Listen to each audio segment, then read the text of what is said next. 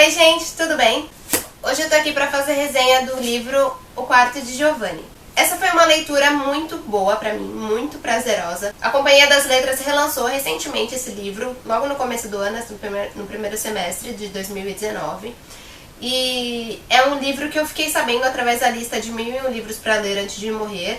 Logo que eu quis começar a ler esses livros, eu fui atrás nos sebos. Ainda não tinha sido relançada essa edição aqui, então eu fiquei tentadíssima a comprar um livro daquela coleção bem antiga da Abril Cultural, que eu vira e mexe, eu mostro aqui no canal esses livros, que chama só Giovanni, mas é o mesmo livro. Se você achar Giovanni ou O Quarto de Giovanni, é a mesma coisa, tá? É que em algumas traduções eles colocaram só Giovanni e algumas colocaram O Quarto de Giovanni. Pra mim, O Quarto de Giovanni, ele já te dá um spoiler. Mas assim, não um spoiler que você só vai entender após você ler o livro e às vezes mesmo após você ler apenas os textos básicos pra você entender o que funciona, o que significa esse Quarto de Giovanni. Esse livro é um livro curto, ele tem 200 e poucas páginas e eu gostei muito da narrativa. Ele conta a história do David. O David é um americano, ele tem esse relacionamento com a Ella. O pai dele é muito super protetor e ele impõe algumas regras pro David, então ele quer que o David saia de casa e vá fazer alguma coisa da vida, porque ele é um americano burguês, então ele depende do pai, o pai dele sustenta ele em tudo. E aí, quando ele se vê sem dinheiro, ele propõe casamento a essa moça. E aí ela fala que ela precisa pensar e vai viajar pra Espanha, enquanto isso ele vai viajar pra Paris. E como o pai dele pressiona muito ele, pra ele tentar fugir dessa pressão do pai, ele se muda pra Paris. E na ausência dessa namorada, ele, junto com um amigo dele, eles frequentam um bar gay, que é lá onde ele conhece o Giovanni, que é um barman muito bonito e muita gente fica de olho nele, tanto que durante a narrativa ele mesmo fala, o David fala que muitos caras ficam afim dele, muitos caras propõem diversas coisas pra ele, mas o Giovanni se interessa muito pelo David, então ele meio que se esquiva desses elogios e dessas propostas e aí ele fica bem afim do David. Logo no início, quando eles, ainda no mesmo dia que eles se conheceram, o David é amigo do dono do bar e aí eles esperam fechar o bar. E aí vai todo mundo pra esse apartamento do Giovanni. Ali é onde o David conhece o quarto do Giovanni. E a partir dali ele se muda e fica assim, um pouco subentendido pra gente de que eles começaram um relacionamento homoafetivo.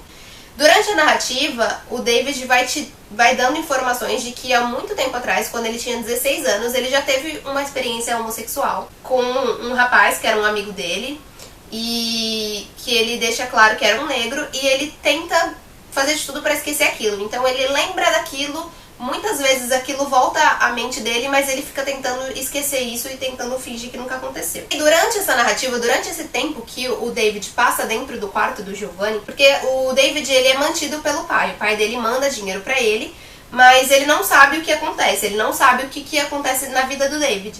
E o Giovanni sai pra trabalhar, então muitas vezes o David fica sozinho dentro desse quarto. Em um desses períodos que ele passa dentro desse quarto, ele se sente ele fica muito desesperado com aquilo e ele fica muito ansioso para que a noiva dele retorne para Paris, para ele voltar a ter esse comportamento heterossexual, porque para ele ele tenta refrear a todo custo esses sentimentos que ele tem pelo Giovanni. E uma coisa muito interessante é que o David, ele era americano e ele sai dos Estados Unidos, onde exatamente naquela época, na época que foi escrito o livro, era crime a homossexualidade. Então é legal fazer esse paralelo, assim. Então ele sai de lá, de um país onde ele fingia ser heterossexual, vai pra Paris, onde ele pode ser livre pra ser o que ele quiser, porque o pai dele não está ali, a noiva não está ali, então ele pode fingir ser o que ele quiser. E aí o quarto, ele funciona como uma metáfora de que ali dentro ali dentro do quarto do Giovanni é como se ele estivesse saindo de dentro do armário. Então ele pode ser o que ele quiser ali, ele pode amar quem ele quiser ali. Mas ao mesmo tempo, na mente dele, quando ele sai do quarto, é como se ele estivesse voltando pro armário. Então, ele não quer que as pessoas comentem dele, ele não quer que as pessoas saibam de quem ele gosta, do que ele gosta. Ele quer passar essa imagem de heterossexual. Então ele fica ansiando muito para que essa noiva retorne. E logo que ela retorna, o Giovanni é deixado de lado. E aí que começa o tormento, assim, e as desgraças acontecem nesse livro porque a gente mexe com sentimentos e é bem complicado quando os sentimentos não são nossos. E aí quando o David retorna essa encenação dele heterossexual, as consequências são trágicas pra todo mundo. O que eu senti aqui é que o David, ele tem uma incapacidade total de amar. Ele não consegue, por ele tentar de tudo fazer essa encenação pra ele mesmo, ele não consegue amar ninguém. Então ele não consegue amar ela de verdade, ele não consegue amar o Giovanni de verdade, ele não ama ninguém. E é legal que até isso aparece no livro. O Giovanni fala isso pra ele em um certo ponto do livro, e ele fala, não, você tá equivocado, mas é isso, gente. Então esse livro, ele não é sobre a homossexualidade, não é sobre um romance entre... O livro não é só sobre um romance homoafetivo, não é sobre um amor entre dois homens. Ele é sim sobre o que acontece quando você tem medo de amar. E em vários momentos o termo homossexualidade aparece como se fosse um xingamento. Então ele fala, sua bicha velha nojenta, entre outros, tá, gente? Mas ele não quer, ele quer reprimir aquilo, ele não quer ser aquilo, ele não quer ser homossexual ou bissexual que seja, porque pra ele é errado. Então ele prefere fingir ser alguma coisa que ele não é, ele prefere deixar de sentir aquilo, ele tenta deixar de sentir aquilo. Então ele prefere não amar aquela pessoa que ele ama inteiramente por conta do que a sociedade vai falar. Nesse livro também vi várias passagens sexistas, principalmente diante dos conflitos internos do David, e pra mim assume a posição passiva na relação sexual. E aí aparece como se fosse uma misoginia latente. Então ele fala, eu até anotei aqui essa passagem, quer que eu fique aqui lavando os pratos e seja sua menininha. Ou em outra passagem ele também fala, não sou dona de casa. Então assim, é como se a mulher, ela fosse um ser inferior, assim. Ele não pode ser alguém que vai ficar dentro de casa lavando roupa ou passando. Ele não vai ser dona de casa. Por quê? Porque a mulher é um ser muito mais inferior do que o homem. Eu tava olhando aqui nas inúmeras marcações que eu fiz e eu marquei várias partes. Eu estava falando que existem várias passagens sexistas desse livro, né? Inclusive que incitam a misoginia e tal. Eu até anotei aqui misoginia latente. Não vejo qual a dificuldade em ser mulher, quer dizer, desde que se tenha um homem. Eu não sei se realmente, gente, eram as coisas da época, assim, se era uma coisa comum na época, esse tipo de coisa, e se era um pensamento do autor mesmo, ou se isso era alguma crítica que ele queria fazer. Então, fica meio no ar, assim, eu não achei nenhuma informação a respeito disso. Apenas, né, isso. E eu anotei aqui, marquei uma passagem, que é o pensamento do David, que ele fala, queria que uma mulher fosse pra mim um chão estável, como a própria terra, onde eu sempre poderia me renovar. Antes era assim, ou quase assim. Eu poderia recuperar aquela situação, torná-la real. Bastava um esforço curto e vigoroso para que voltasse a ser quem eu era.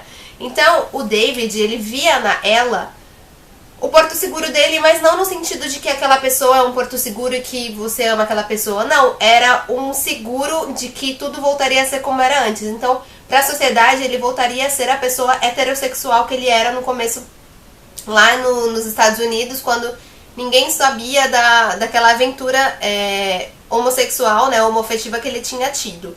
Então foi um livro bem assim, eu gostei muito dessa leitura. Procurando mais por ele na internet, eu fiquei sabendo que, eu vi uma informação de que ele não foi aceito logo de cara pela editora, né, pra publicar, porque ele já vinha, antes dele publicar esse livro, ele publicou aquele Go Tell in the Mountain, que era mais assim sobre os dramas de pessoas afrodescendentes, e aí a editora usou isso como desculpa. Então, esse livro ele não trata sobre os dramas raciais, então a gente não vai publicar ele por agora. Mas assim, gente, é bem uma desculpa meio esfarrapada mesmo, porque ele fala assim, trata esse drama homoafetivo que é bem autobiográfico dele, mas que na trama só existem pessoas brancas. Então eu gostei muito desse livro, fiz várias marcações, quero reler daqui a um tempo. E eu fiquei me perguntando, né, logo no início, antes de ler, eu fiquei me perguntando por que ele está nessa lista de 1000 livros pra ler antes de morrer. Ele retrata o que você prefere ser. Você prefere ser conhecido pelo que você é, pela sua essência, aquilo que você é, ou pelo que as pessoas podem imaginar que você seja. Então, aqui a gente tem um personagem, um protagonista, que ele não ama ninguém, ele não ama nem a si próprio. E isso tem consequências bem trágicas. É bem triste mesmo o final do livro, mas eu entendo que ele era necessário. Esse livro eu dei 5 estrelas, favoritei. E foi um livro que me trouxe muito aprendizado, eu aprendi muito com esse livro, porque eu nunca tinha lido um livro sobre relacionamento homoafetivo. Claro que, como eu disse no começo, o livro não é sobre isso, o livro é sobre relações interpessoais. Eu tinha dito no começo que o quarto ele servia como um lugar para dar vazão aos sentimentos, aos desejos e às práticas deles, né? E as práticas homoafetivas, homossexuais do David, que ele luta tanto pra esconder. Ali naquele quarto ele é livre pra ser o que ele quiser, pra fazer o que ele bem entender. Ao mesmo tempo que ele gosta de estar ali naquele quarto, ele luta muito pra sair daquilo. Ele entende que se ele sair daquele lugar, ele tem uma possibilidade de reversão daquela homossexualidade. Então ele acha que essa heterossexualidade performada com o relacionamento com ela vai... A partir do momento que ela aceitar casar com ele, que ela voltar pra Paris, eles podem continuar a vida deles como se o Giovanni nunca tivesse existido, como se aquele outro relacionamento dele, outra aventura dele homossexual, quando ele tinha 16 anos de idade, nunca vai ter aparecido, aqueles desejos, tudo que ele sente pelo Giovanni nunca vai ter existido. Se você tiver a oportunidade, leia esse livro, vá atrás dele, eu indico bastante. Tem um outro livro do James Baldwin, que é o Se a Rua Bale Falasse, e eu quero muito ler. Acho que esses dois são os únicos livros traduzidos aqui pro português, e eu quero ainda ter um pouco de maturidade literária, assim, quero ter maturidade linguística para poder ler o original. Mas deixa aqui pra mim nos comentários se você já leu esse livro, o que você achou. Essas são as minhas considerações. Se você gostou, deixa aqui pra mim nos comentários o que você pensou, o que você acha desse livro, se você já leu. E a gente se vê no próximo. A gente se vê no próximo vídeo. Tchau!